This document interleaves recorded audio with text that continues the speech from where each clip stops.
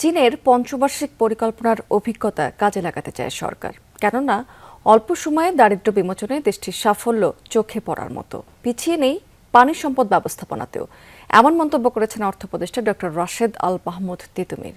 সকালে north south বিশ্ববিদ্যালয়ের বাংলাদেশ চীন সম্পর্ক নিয়ে সেমিনারে যোগ দিয়েছেন তিনি। বক্তারা এই সময় বলেছেন, শুধু বিনিয়োগ নয়, প্রযুক্তি জ্ঞান বিনিময়ে চীনকে পাশে রাখতে চায় সরকার।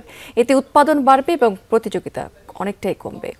জলবায়ু পরিবর্তন এবং নবায়নযোগ্য জ্বালানির ব্যবহার বাড়াতে চীনের সহায়তা নেওয়া সম্ভব। এমনকি বাংলাদেশের আম এবং কাঁঠাল আমদানিতে দেশটির আগ্রহ রয়েছে।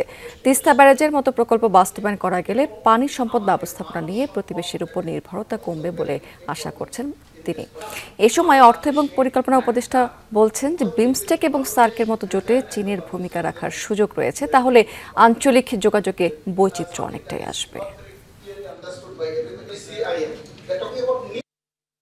Bangladesh, China, Myanmar economic corridor, কিন্তু এটা আসিয়ানের সাথেও সংযুক্তি, একই সঙ্গে চায়নার সাথেও সংযুক্তি, আবার একই সঙ্গে ইউরোপের সাথেও সংযুক্তি।